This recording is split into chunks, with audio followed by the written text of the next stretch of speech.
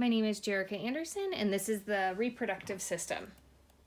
These are the main organs of the female reproduction system, starting with the ovary, the fallopian tube, the uterus, and the vagina. The female body has 2 ovaries. Each one is located on each side of the uterus and is held on by a membrane lining. The pituitary gland releases 2 hormones, the follicle-stimulating and the gonadotropic hormones, which stimulate a small cavity in the ovary called a follicle to release an egg. The rest of the follicle release the sex hormones known as estrogen and progesterone. The roles of these 2 hormones are to regulate menstruation as well as control the development of sex organs. When the hormones that were released from the pituitary gland and the sex hormones interact with one another, the menstrual cycle will be set in motion and controlled. A normal ovary is the size of an almond and is smooth in texture.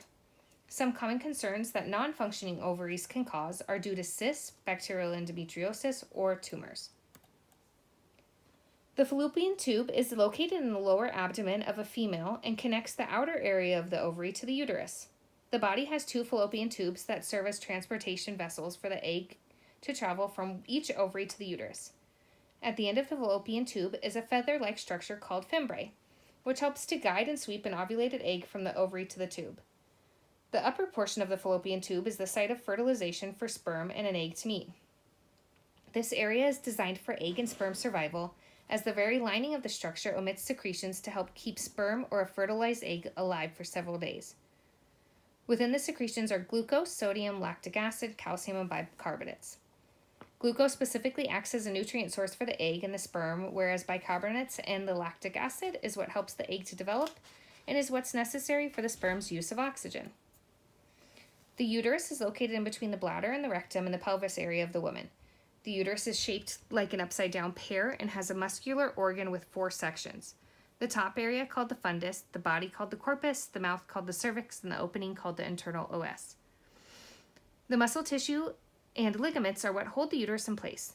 The uterus has 2 types of cells that compose the inner mast cell. During menstrual flow, the cells lining the uterus are shed monthly. During pregnancy, the uterus will receive the fertilized egg from the fallopian tube, which will be implanted into the uterine lining. The embryo releases the hormone HCG, which tells the uterine lining to stay intact and then provides nutrients to the growing fetus. The uterine muscles are designed to stretch within the growing embryo and to hold the sac until it is ready for birth. During childbirth, the muscle wall of the uterus will contract to help move the child towards the birth canal. Common concerns for the uterus can include heavy bleeding fibroids, endometriosis, and prolapse of the uterus. The cervix is located at the lowermost part of the uterus and can easily be viewed as the gate to the uterus. This structure connects the vagina to the uterus and is composed of strong muscles. The cervix has 3 main functions. The first function is done through the dilation of the external and internal os to allow sperm to enter the uterine cavity. The second function is to protect the uterine cavity from the possibility of bacteria entering by acting like a barrier wall. For the majority of the time, the cervix is completely closed and impermeable. During pregnancy, the cervix will open or dilate to approximately 10 centimeters to allow for the fetus to pass out of the uterus and the cervical canal. The vagina is a canal-like structure that is lined with muscle and connects the uterus to the outside of the body. The vaginal wall is covered in mucous membrane that serves many purposes. The first purpose is to provide a moist and slick environment to help prevent against friction during intercourse and childbirth. Another function of the membrane is to help protect the vagina against outside bacteria by helping to aid with the vagina's ability to self-clean.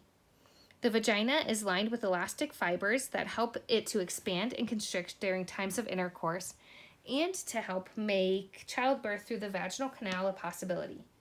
More specifically, regarding the vagina's ability to expand is the existence of rugae, which is extra pleats or folds of tissue. The vaginal wall will also have changes that occur during times of the menstrual cycle. When the body is ovulating, the outer layer of tissue containing glycogen will be shed, which helps to protect against bacteria and to maintain a healthy pH level within the vagina. The female reproductive system is controlled and balanced by 5 main hormones. In order to carry out and fulfill the function of the reproductive cycle, These hormones are needed to help maintain a healthy balance and also to start or stop different stages of the body. The ovaries produce estrogen, which has 3 varieties that have different roles in development for secondary sex characteristics. Of the three varieties, estradiol informs the body to distribute fat to the female's hips and breasts, as well as aids in breast development. Overall, the estrogen hormone as a whole promotes growth of the endometrium and is released in high doses at the end of pregnancy to influence the ovary to produce and release oxytocin.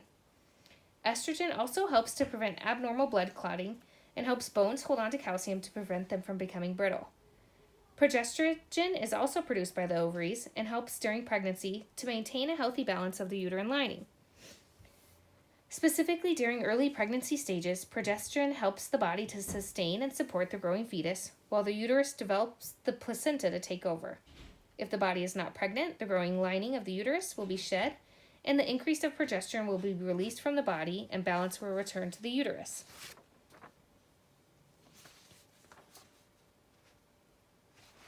The gonadotropin-releasing hormone, or GnRH, is released from the pituitary gland in the body's brain to signal the start of a monthly cycle for changes in development within the female reproductive system. GnRH will then jumpstart the production of the luteinizing hormone and the follicle-stimulating hormone. LH is the hormone that is responsible for acting on the ovaries to begin steroid production. In times of ovulation, LH will reach its highest concentration and will begin the thickening of the uterine wall to prepare for shedding during menstruation, or to help provide additional protection during times of pregnancy to the growing fetus. FSH also tells the ovaries to begin production of steroids.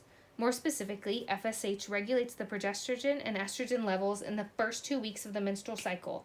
As estrogen begins to rise in production, they will be secreted back into the body's blood system to signal to the brain to abstain from producing more FSH in a negative feedback loop pattern. Within a woman's body, it goes through a monthly hormone-driven cycle to possibly prepare the body for pregnancy or to regulate homeostasis within the reproductive system. This cycle is called the menstrual cycle and has 4 stages, broken down into the menstrual stage, the follicular stage, the ovulation stage, and the luteal stage. The menstrual stage is the first phase and is triggered when an egg from the previous cycle has not been fertilized. During this time, the thick uterine lining is not needed, so it will begin to shed. Most commonly, this phase is known as the woman's period, and the body uses the shedding of the uterine wall to release a combination of excess blood, mucus, and tissue from the body. The next phase is the follicular stage, which usually begins on the first day of a woman's period and halts when the female ovulates. During this phase, the pituitary will release FSH hormone to stimulate egg production. Estrogen levels will rise as stimulated from the FSH, and the uterine lining will thicken. The third stage of the menstrual cycle is the ovulation phase. During the previous stage, the pituitary will release LH, which is what starts the process of ovulation. During this phase, a mature egg will be released from the ovary. The egg will then travel down the fallopian tube and head towards the uterus. It's during this time that the egg can be fertilized by sperm and the only phase where a female's body can get pregnant.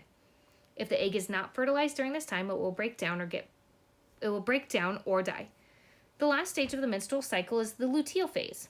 After the egg has been released during the previous stage, the lining of the uterus will begin to change and thicken to prepare for attachment. If the body does not get pregnant, estrogen and progesterone levels will decrease and the shedding of the lining will begin.